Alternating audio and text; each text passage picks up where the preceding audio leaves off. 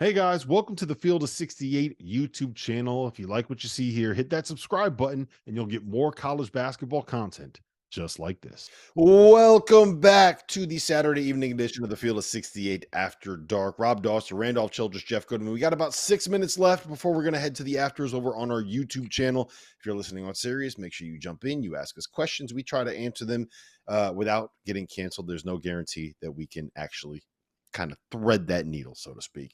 RC, before we get into the SEC, are there any other shots you want to take at Notre Dame football? Do you want to drive that dagger into our producer Dagan Hughes' heart? Is there anything else that you want to say before we move on?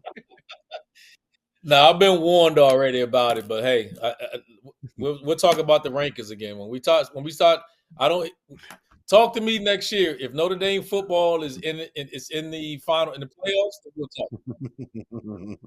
Dagan will not be doing any talking, he says in our ears. So, all right, let's get to the SEC. We got about 5.5 minutes before we our show is done on series. Texas A&M 85, number 6 Tennessee 69, Florida 81, number 12 Auburn 65. As weird as it sounds, I don't think either of those games were necessarily as close as the final score indicates. Jeff, who are you most worried about? Auburn, Tennessee? Probably Auburn a little bit because I didn't think they were this good to begin with, and I'm not sure Bruce Pearl did either. We're going to be down there next Saturday doing the show. Surprise, surprise, from Auburn. We got a double header. RC, how Great about that? timing to go see Auburn play Kentucky, right? Perfect timing. There's never been better timing. It actually will be good. It'll be both teams. It's going to be a war. You couldn't ask for that. You couldn't ask for that. War. Right. You couldn't ask for that right now. Texas A&M, Alabama first, and then that Kentucky, might be the better Auburn game, actually. Well, listen, Wade Taylor. When you got Wade Taylor and Boots Radford on together, and they're both on their game, they're about as dynamic 1-2 punch you're going to find in the country with what they can do off the bounce and shooting it from deep. Again, I've said it with Wade Taylor. Like, when he's good, like, he's as good as anybody in the country. And when he's bad, he's as bad as anybody in the country. There's not much in between. No, but that's the truth. That is the truth. You want to hear it or not?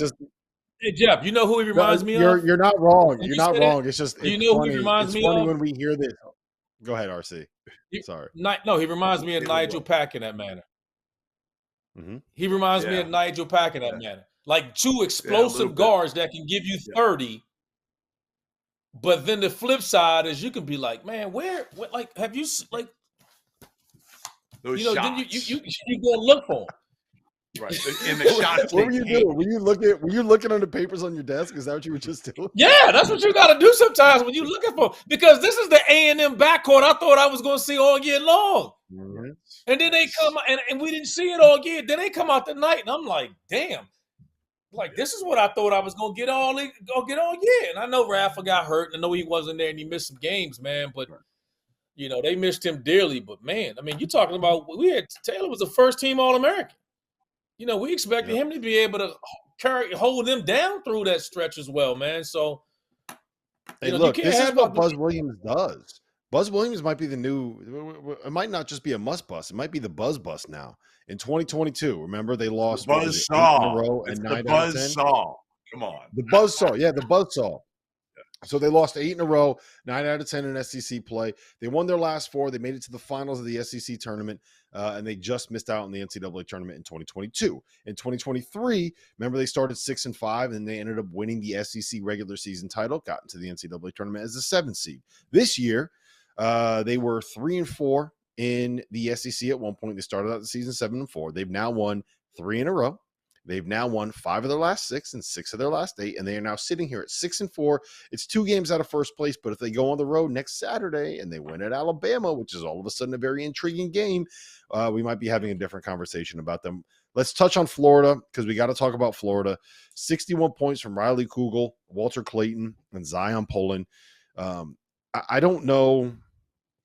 I don't know how I entirely feel about this Florida team, and it probably needs more than 2 minutes for me to kind of hash it out. But RC, when you look at the talent that they have in their backcourt, they've won 5 out of 6. They're 6-4 right now in the SEC, 16-7 overall.